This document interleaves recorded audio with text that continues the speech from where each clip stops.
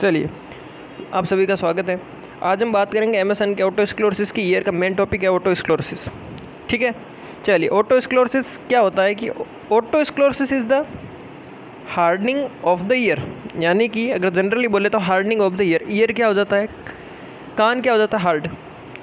कहते हैं कि ये एमएसएन का सबसे टफेस्ट टॉपिक है ऑटोस्क्लेरोसिस, जिसमें कुछ जेनेटिक टर्म वगैरह यूज़ होती है, हर किसी बच्चों को याद नहीं होता।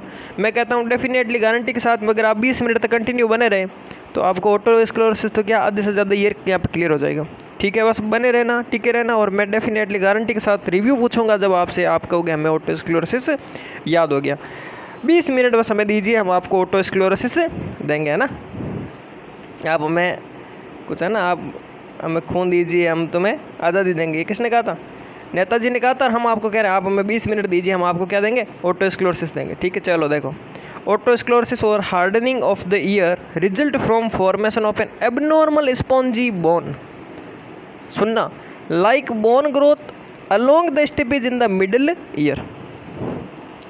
क्या मतलब हुआ इसका? क्या मतलब हुआ कि अपनी एक कान के अंदर, कान के कितने भाग होते हैं भाई? 3 भाग, आउटर, मिडल और इनर। बात समझ में आई कि नहीं आई? कौन से भाग की बात कर रहे हैं? ध्यान देना, मिडिल ईयर की बात करें। किस ईयर की? मिडिल ईयर की। मिडिल ईयर में एक बोन है जिसका नाम है स्टेपीज। आपको पता है ना, पूछे आपसे क्वेश्चन, कोई भी पूछे कि सबसे छोटी हड्डी कौन सी अपने शरीर में, क्या बोलोगे? स्टेपीज। ठीक है, स्टेपीज है। और यहाँ कोई इंग्लिश मीडियम से वो भी थोड़ी थोड़ी हैबिट बना लो यार, क्योंकि हम क्या है कि हिंदी इंग्लिश कॉम्बो पढ़ते हैं, है ना। कॉलेजों में भी पढ़ते हैं, लाइनें बोलते हैं, कॉलेजों में क्या बोलते हैं, इंग्लिश में लाइन बोलते हैं, वापस इंग्लिश में वर्ड रिपीट होते हैं। फिर यहाँ समझना हमें चीज़ को। मैंने क्या बोला आपसे कि अपने कौन सी ईयर की बात करेंगे? मिडिल ईयर की।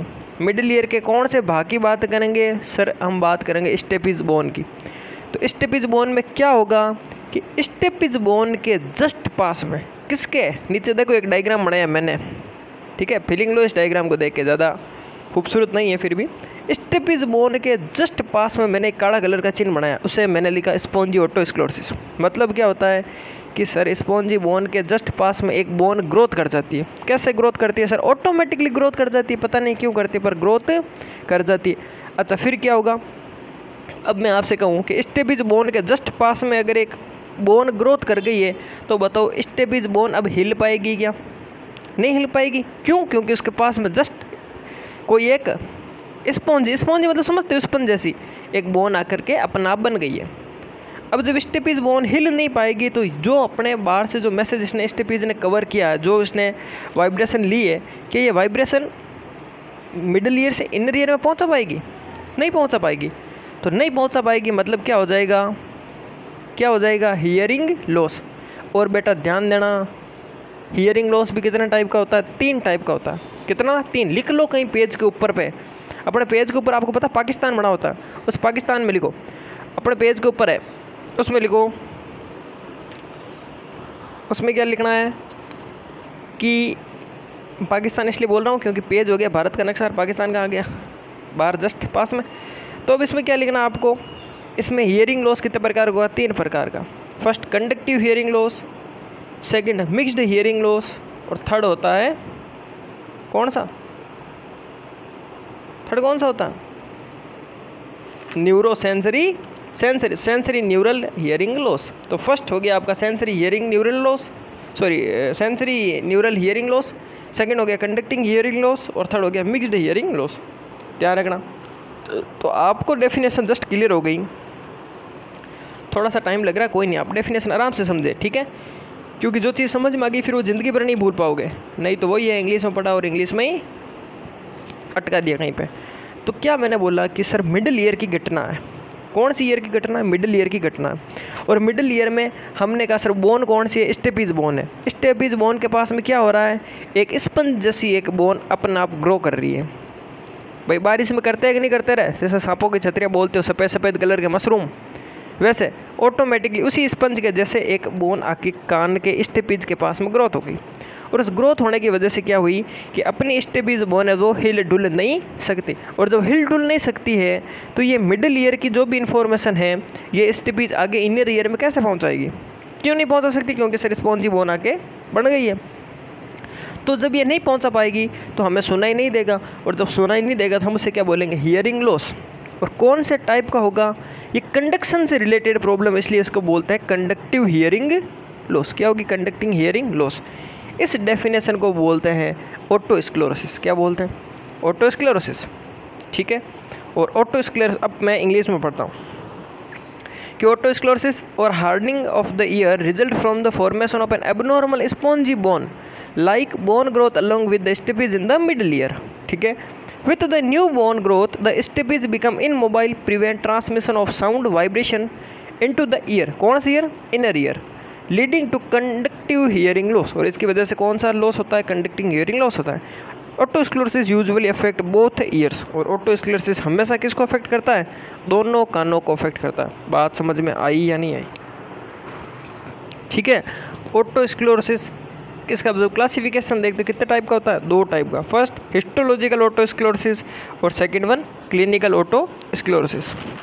अब देखो हिस्टोलॉजिकल क्या होता है, this type of otosclerosis does not produce any symptom during life. मतलब क्या होता है, हिस्टोलॉजिकल का मतलब होता है कि ये जो ओटोस्क्लेरोसिस अगर आपको हो गया, क्या हो गया, ये ओटोस्क्लेरोसिस आपको हो गया, आपके स्टेपिस बोन के पास में अगर एक एबनॉर्मल ग्रोथ बन गई, तो बेटा जीवते जीवते, है ना, जीते जीते आपको प्रभावित नहीं करेगा।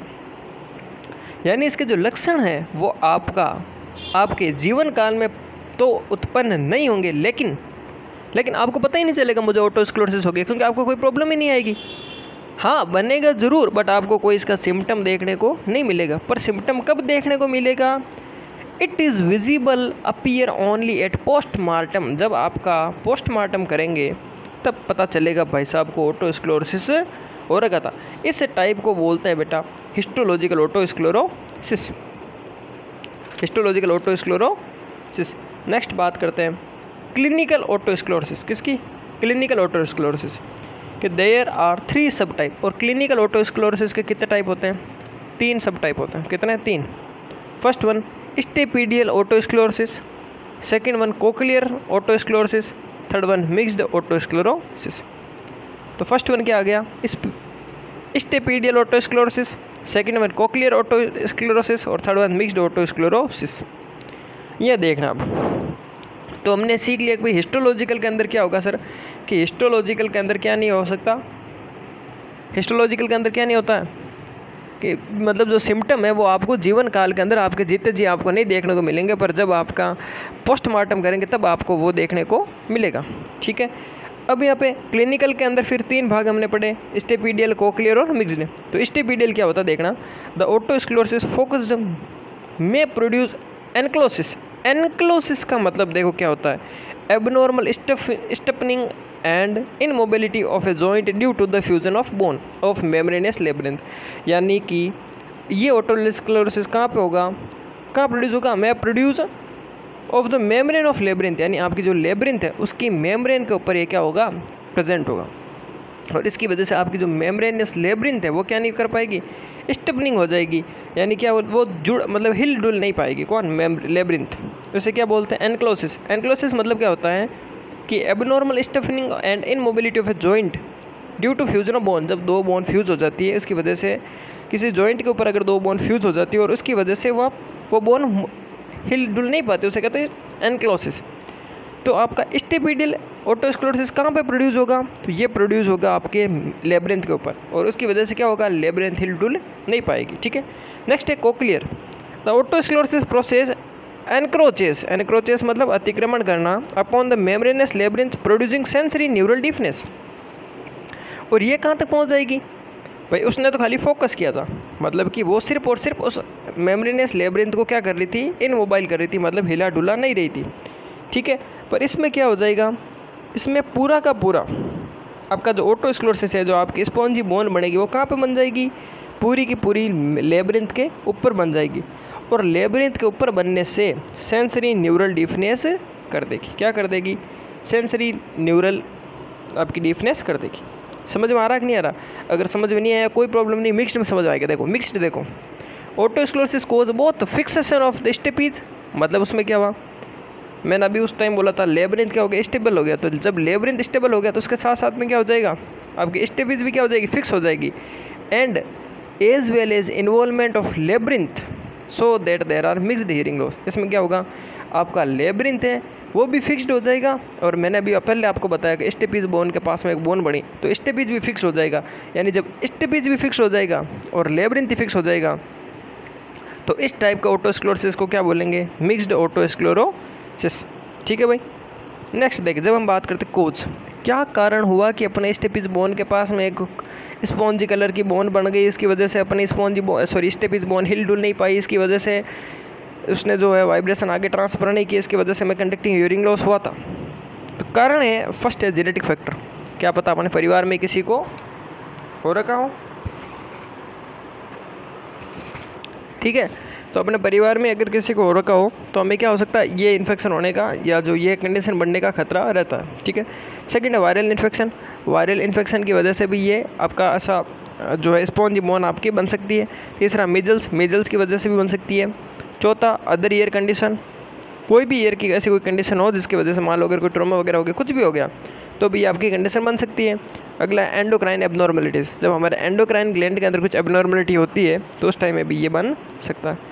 ठीक है, हम इटियोलॉजी को ज़्यादा डिस्कस डीप में नहीं कर रहे हैं। क्यों नहीं कर रहे हैं उसका भी रीज़न बताऊँ आपको। इसको इसलिए ज़्यादा डीप में डिस्कस नहीं कर रहे क्योंकि हम यहाँ पे थर्ड ईयर का टॉपिक पढ़ रहे हैं, नॉट हम यहाँ पे कोई कोचिंग वगैरह बड़ी नहीं कर रहे हैं, इसलिए ज़्यादा यहाँ पे मतपची करने की ज़रूरत नहीं है। ठीक है, मेन है वो ठीक है, बाकी आप खुद दिमाग लगा लो भाई और क्या हो सकता है, कारण क्या हो सकता है और। ठीक है, चलो नेक्स्ट देखिए, क्लिनिकल मैनिफेस्टेशन। क्लिनिकल मैनिफेस्टेशन क्या क्या, क्लिनिकल मैनिफेस्टेशन बोले तो साइन और सिम्टम, क्या क्या आपको लक्षण देखने को मिल सकते हैं। हियरिंग लॉस, पहला आपको हियरिंग लॉस, और बेटा कौन सा हियरिंग लॉस मिलेगा, सर तीनों मिलेंगे, कंडक्टिव भी मिला, सेंसरी न्यूरल भी मिला और हमें मिक्स्ड भी मिला। डिजीनेस, थोड़ा बहुत चक्कर वगैरह आना। टिनिटस, कुछ रिंगिंग सेंसेशन, कान के अंदर ऐसा कुछ लगना जैसे रिंग रिंग रिंग, जैसे रिंग मतलब समझो, रिंगिंग मतलब क्या, कुछ न कुछ बोल रहा है ऐसा। रोरिंग, कुछ गुराने जैसा सेंसेशन कान में। Buzzing sensation the year, buzzing in the year मतलब कान का थोड़ा थोड़ा भारी भारी होना। वर्टिगो, थोड़ा बहुत चक्कर वगैरह आना। ठीक है, हेड एक और ईयर एक मतलब कान में दर्द होना। ठीक है, ये सारी की सारी आपकी कंडीशन किस में आ जाएगी, इसके अंदर आ जाएगी। ठीक है, नेक्स्ट हम बात करते हैं पैथोफिजियोलॉजी की। ठीक है, समझ में आ रहा है कि मैं ऐसे ही बोल रहा हूँ रे, समझ में आ रहा होगा। कमेंट करते नहीं हो, एक कमेंट नहीं करते हो, एक शेयर नहीं करते हो, पता नहीं यार करना क्या चाह रहे हो आप मेरे साथ, हैं ऐसा भी इतना बड़ा खिलवाड़ मत करो यार। चैनल को आगे से आगे एक बार आपसे रिक्वेस्ट है, आप सभी एक बार चैनल को शेयर करें, ज़रूर शेयर करें और लगाओ यार कहीं पे कुछ। आप तो कुछ मेरा करते ही नहीं हो यार, प्रमोशन वगैरह थोड़ा बहुत तो किया करो, है ना, थोड़ा बहुत समझदार करो, होशियार हो आप, समझ जाया करो। कभी व्हाट्सएप पे स्टेटस लगा दिया करो, अरे बोल बरसों ही लगा दिया करो। ठीक है, हम चाहते हैं कि एक मेन मेरा जो उद्देश्य ये है कि जब हम एम्स की प्रिपरेशन करेंगे उस टाइम पे जब हम ज़्यादा एमसीक्यू सोल्व करेंगे तो हमारा एक तो हर बच्चे को निःशुल्क शिक्षा मिले, मेन चीज़ तो ये है। एग्ज़ाम के टाइम पे सभी को हेल्प मिले। मुझे बहुत खुशी होती है यार जब कोरोना के टाइम पे ये बच्चे अभी भी जो हमें वापस प्रत्युत्तर देते हैं, धन्यवाद देते हैं बार बार, है ना, जो एग्ज़ाम के टाइम पे, इसलिए हम आपकी मेहनत करते हैं। मेन मेरा मोटिव यही है, एम्स की तैयारी हम सब मिल करके करेंगे, जितने एमसीक्यू सोल्व हो सके उतने एमसीक्यू सोल्व करेंगे, जितना डीप से डीप पढ़ सके उतना डीप से डीप पढ़ेंगे जब स्टूडेंट हो तब ना, स्ट्रेंथ हो तब। ठीक है, इसलिए आप एक बार शेयर करें सारे के सारे चैनल्स को, अपने सारे व्हाट्सएप ग्रुप में जूनियर्स को बोलो। ठीक है भाई, बात करते हैं पैथोफिजियोलॉजी की, और बड़े से कमेंट कर दिया करो ताकि दिल क्या हो जाए, गदगद हो जाए, है ना। चलो देखो पैथोफिजियोलॉजी में क्या देखो, तो एज, सेक्स, हेरिडिटी, हार्मोन, इन किसी भी इटियोलॉजिकल फैक्टर की वजह से क्या हो सकता है। देखो जैसे मान लो मैंने कहा हेरिडिटी, कि अपने घर में किसी को या पहले किसी को हो रखा था, है ना। Affect otic and labyrinth capsule, मैंने आपको पहले ही बोला था लेब्रिंथ कैप्सूल पे क्या करता है, अटैक करता। तो क्या करेगा, हेरिडिटी की वजह से किस पे अफेक्ट होगा, अपने लेब्रिंथ कैप्सूल पे अटैक होगा। या मान लो किसी हार्मोन की वजह से अगर हार्मोन इनबैलेंस हो गया तो उसकी वजह से भी अपने किस पे, ओटिक कैप्सूल और लेब्रिंथ कैप्सूल पे क्या होगा, अटैक होगा। इसकी वजह से वहाँ का जो पेरीवस्कुलर स्पेस है, पेरी मतलब जो चारों ओर का वस्कुलर स्पेस है, किसके पास का, अपने लेब्रिंथ के पास का, उस जगह की जो वेसल्स है वो क्या हो जाएगी बेटा, बड़ी हो जाएगी, और जब वेसल बड़ी हो जाएगी तो क्या होगा, bone absorption by osteoclast cavity, उसकी वजह से क्या होगा, बोन का क्या होगा, एब्जॉर्प्शन होना स्टार्ट हो जाएगा। किसकी वजह से, ओस्टियोक्लास्ट कैविटी के द्वारा। किसके द्वारा, ओस्टियोक्लास्ट जो कैविटी है उसके द्वारा क्या होगा, बोन का एब्जॉर्प्शन होना शुरू हो जाएगा। Within the mucoperiosteum of middle ear increases the in thickness and become vascular, और जो मिडल ईयर है वहाँ पे क्या हो जाएगी, ब्लड वस्कुलर की वजह से भी क्या हो जाएगा, वहाँ पे क्या हो जाएगा, within the time mucoperiosteum of the middle ear increases the thickness, यानी जो अपना मिडल ईयर वहाँ पे क्या हो जाएगी, थोड़ी थिकनेस हो जाएगी, और वहाँ पे क्या हो जाएगा, वस्कुलर हो जाएगा। और जब वस्कुलर हो जाएगा तो डिजीज़ एडवांस, यानी अब डिजीज़ आगे बढ़ रही है। ठीक है, और हो क्यों रहा था, ये हार्मोन की वजह से या फिर हेरिडिटी की वजह से हो रहा था। हुआ क्या था, ओटिक कैप्सूल और जो अपने ओटिक और लेब्रिंथ कैप्सूल वहाँ पर क्या हुआ था, उसके चारों ओर की जो ब्लड वेसल्स है वो क्या हो गई थी, एनलार्ज हो गई, और जब ब्लड वेसल ज़्यादा एनलार्ज हुई उसकी वजह से क्या हो गया, बोन का एब्जॉर्प्शन स्टार्ट हो गया। और बोन का एब्जॉर्प्शन किसके द्वारा स्टार्ट हुआ, ओस्टियोक्लास्टिक कैविटी के द्वारा हुआ। कहाँ पे, स्टेपिस बोन के जस्ट पास में। ठीक है बेटा, आगे मत सोचना आप। उसके बाद में क्या हुआ, वहाँ पर जो मान लो ज़्यादा थिकनेस थी, ज़्यादा मतलब वेस्कुलर हो गया, ज़्यादा ब्लड आ गया, तो वहाँ पर क्या हो गया, थोड़ा थिकनेस बढ़ गई, और mucoperiosteum of middle ear increases in the thickness वहाँ पे इंक्रीज होगी, और इसकी वजह से क्या हुआ, डिजीज़ थोड़ी और भी ज़्यादा बढ़ गई, और इसकी वजह से स्टेपीडियल ओटोस्क्लेरोसिस, स्टेपीडियल क्या हो गया, मतलब स्टेपीज के पास में क्या हो गया, ओटोस्क्लेरोसिस, ये आपकी हो गई इसकी क्या, पैथोफिजियोलॉजी। नेक्स्ट हम बात करते हैं कुछ डायग्नोस्टिक इवाल्युएशन की। डायग्नोस्टिक इवाल्युएशन के अंदर हम देखते हैं क्या चीज़, हिस्ट्री कलेक्शन। क्या देखा फिलहाल हमने, हिस्ट्री कलेक्शन, उसके बाद में फिजिकल एग्जामिनेशन, ये दो तो जनरल है। उसके बाद में ट्यूनिंग फोर्क टेस्ट, क्या करते हैं, ट्यूनिंग फोर्क टेस्ट। उसके बाद में ऑडियोमेट्री टेस्ट। उसके बाद में टिम्पेनोसेंटासिस, क्या होता है टिम्पेनोसेंटासिस समझना, fluid collect from middle ear and sent for culture. Middle ear, अपना मिडल ईयर में हुआ था इन्फेक्शन वगैरह सारा, उससे फ्लूइड कलेक्ट करेंगे। कौन सा फ्लूइड बेटा, कौन सा फ्लूइड, म्यूकोप्यूरिलेंट फ्लूइड। अभी मैंने बोला था जब हाई वस्कुलर सिटी बढ़ जाएगी, ज़्यादा ब्लड सप्लाई आ जाएगा, फिर म्यूकोप्यूरिलेंट क्या हो जाएगा, थोड़ा सा फ्लूइड इकट्ठा हो जाएगा। उस फ्लूइड को यहाँ से क्या करेंगे, इकट्ठा करेंगे, इससे क्या बोलेंगे, टिम्पेनोसेंटासिस। नेक्स्ट सिटी स्कैन, फिर MRI, फिर ऑडियोग्राफी, फिर क्या करेंगे, ऑडियोग्राफी। ठीक है, नेक्स्ट देखो मैनेजमेंट। मैनेजमेंट में क्या है कि ओटोस्क्लेरोसिस में स्लोली गेट वर्स, यानी ओटोस्क्लेरोसिस क्या होता है, धीरे धीरे बहुत ही खतरनाक हो सकता है। द कंडीशन में not require treatment until you have any problem. जब तक आपको कोई दिक्कत नहीं दे रहा है तब तक वैसा पता भी नहीं चलेगा, और जब पता भी चल जाए, मान लो कोई ऐसा हो जो बार बार CT स्कैन MRI कराता हो, उसको पता चल जाए, तो जब तक कंडीशन आपको प्रॉब्लम नहीं दे रही तब तक उसको मत छेड़ो। ठीक है, मेडिकेशन सच एज, मेडिकेशन में कौन सी देखो, सच एज फ्लोराइड। ठीक है, मेरे हिसाब से बेटे यहाँ पे फ्रूसेमाइड था, यहाँ पे थोड़ी टाइपिंग मिस्टेक हो गया। Frusemide, calcium, vitamin D, help in the slow the hearing loss. ये जो विटामिन डी है, कैल्शियम और फ्रूसेमाइड, ये क्या करेगा आपको, आपका जो हियरिंग लॉस है उसको क्या करेगी, कम करेगी। But benefit have not yet been proved, लेकिन अभी तक जो इनका बेनिफिट सही ढंग से है कैल्शियम का, विटामिन डी का, वो अभी तक प्रूव नहीं हुआ है। ठीक है my dear, no non medical treatment exist for this form of deafness. और इस प्रकार के डीफनेस, कौन सा, कंडक्टिव और सेंसरी न्यूरल डीफनेस का अभी तक कोई ढंग से ट्रीटमेंट नहीं मिला। लेकिन एम्पलीफिकेशन विद हियरिंग एड्स में भी यूजफुल, हम क्या करते हैं, एम्पलीफायर लगा के पता कर लेते हैं, एम्पलीफिकेशन के द्वारा हम इसको सोल्व कर लेते हैं। ठीक है, ठीक है, एडमिनिस्ट्रेशन एनालिसिस सच एज, और हम इसमें कुछ एनालिसिस ऐड करते हैं। एनालिसिस किसे बोलते हैं भाई, जो दर्द को कम करती है उसे कहते हैं एनालिसिस। ठीक है, अच्छा देखिए एनालिसिस कौन सी, आइबुप्रोफेन, ऑक्सीकोडोन और एसिटामिनोफेन, जिसका नाम होता है पैरासीटामोल। ठीक है, नेक्स्ट देखो अवॉइडेंस ऑफ नॉइज़फुल इन्वायरमेंट, आपको नॉइज़फुल इन्वायरमेंट को अवॉइड करना है। पोजीशन कैसे रखनी है, साइड लाइनिंग पोजीशन लेनी है। Continue application of medication, medication का क्या करना, कंटिन्यू आपको यूज़ करते रहना। हाई प्रोटीन डाइट आपको खानी है। नेक्स्ट हम बात करते हैं सर्जरी की, किसकी बात करते हैं, सर्जरी की बात करते हैं। ठीक है, फर्स्ट है स्टेपेडेक्टोमी।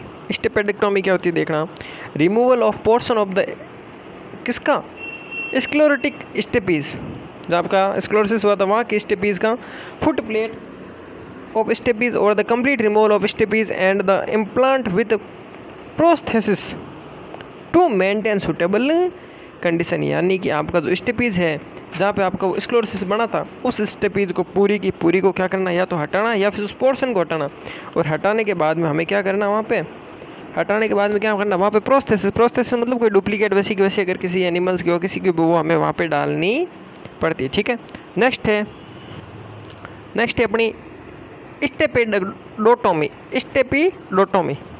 क्या होती है स्टेपिडोटोमी? देखो, modern surgery is performed by drilling a small hole in the stapes. कहाँ पे? स्टेपीज के अंदर हमें क्या करना, स्मॉल होल करते हैं। Foot plate with micro drill, किससे? माइक्रो ड्रिल की सहायता से और लेज़र की सहायता से। And the insertion of A piston like prosthesis, और हम एक पिस्टन लाइक यानी पिस्तौल की जो गोली होती है उसकी जैसे हम प्रोस्थेसिस उसके अंदर डालते हैं। कहाँ पे होल करते हैं? स्टेपीज के अंदर होल करते हैं छोटा सा, और या फिर हम क्या करते हैं, लेज़र से टेक्निक यूज़ करते हैं, इसे कहते हैं स्पिडोटोमी। ठीक है माय डियर, अंडरस्टैंड? मज़ा आ रहा है? पढ़ने में ही मज़ा आता तो फिर मूवी किस लिए बनती है ना, इसलिए पढ़ने में मज़ा नहीं आता, मज़ा लेना पड़ता। दर्द में मज़ा नहीं आता, दर्द में मज़ा लेना पड़ता। नेक्स्ट देखिए, नर्सिंग असेसमेंट। ये इंपॉर्टेंट इसीलिए क्योंकि इसमें 2 टेस्ट हम आपको बताएंगे। जो भी बच्चा वीडियो देख रहा है वो नोट्स को ज़रूर मेंटेन करें, नोट्स ये ज़रूर लिखें क्योंकि बहुत ईजी है और एग्ज़ाम पॉइंट व्यू से इम्पोर्टेंट है। जो मेन टॉपिक है वो टच करेंगे इसको पूरे को। ठीक है, तो नोट्स आप साथ में साथ यहाँ से लिखते रहें, और अगर किसी को यहाँ से नोट्स नहीं दिखे कोई प्रॉब्लम नहीं, आप हमें 6375139288 इस पे व्हाट्सएप मैसेज कर सकते हैं। ठीक है, हमारी पूरी टीम 24/7 आपकी सहायता के लिए उपलब्ध है। ठीक है, चलो, history of onset and progression of symptom. History of onset अभी जो लगातार चल रहा है, और उसके साथ साथ ठीक है, history of onset and progression of symptom यानी जो अभी पेशेंट की जो हिस्ट्री उसको हमें देखते रहना है, प्रोग्राम उसको करते रहना, और कितना बड़ा सिम्टम घटा एक समय बढ़ रहा है वो हमें देखते रहना है। Extend of hearing loss via auditory. ठीक है, नेक्स्ट है रीने टेस्ट, जिसे हम कहते हैं Rinne test, to assess loss of air conduction. हमें देखना एयर कंडक्शन लॉस हो रहा है नहीं हो रहा है, उसको देखने के लिए राइने टेस्ट करते हैं। नेक्स्ट होता है वेबर टेस्ट, और वेबर टेस्ट को हम बोलते हैं स्क्रीनिंग टेस्ट। क्या होता है ये? Screening test for the hearing performance. Hearing performance को सुनने के लिए स्क्रीनिंग टेस्ट है विथ ए किसकी सहायता से? ट्यूनिंग फोर्क, और ट्यूनिंग फोर्क की सहायता से अगर हम करते हैं उसे हम कहते हैं वेबर टेस्ट, और अगर हम सीधे ही करते हैं कंडक्शन को, लॉस ऑफ कंडक्शन देखने के लिए उसे हम कहते हैं राइने टेस्ट। नेक्स्ट है कॉम्प्लिकेशन। क्या क्या कॉम्प्लिकेशन आपके सामने? अब आपसे पूछे राइने टेस्ट किससे संबंधित है, तो आप बता सकते हो ओटोस्क्लेरोसिस के अंदर, नर्सिंग असेसमेंट के अंदर संबंधित है, या ओटोस्क्लेरोसिस से संबंधित है। वेबर टेस्ट किससे संबंधित है? ओटोस्क्लेरोसिस के अंदर समझते हैं। वेबर टेस्ट क्या है? एक स्क्रीनिंग टाइप का टेस्ट है। किसकी यूज़ करते हैं उसमें? ट्यूनिंग फोर्क का यूज़ करते हैं। अंडरस्टैंड? मैटर टच हुआ कि नहीं हुआ? अब बताओ ओटोस्क्लेरोसिस क्या है? तो ओटोस्क्लेरोसिस क्या है सर? मिडिल ईयर की कंडीशन है। मिडिल ईयर के अंदर एक स्टेपिस बोन होती है, और उस स्टेपिस बोन के पास में जस्ट एक वाइट कलर की फाइब्रस कलर का एक जो है ना एक फॉर्मेशन हो जाता है, एक बोन टाइप का फॉर्मेशन हो जाता है। इसकी वजह से स्टेपिस बोन क्या नहीं हो सकती है?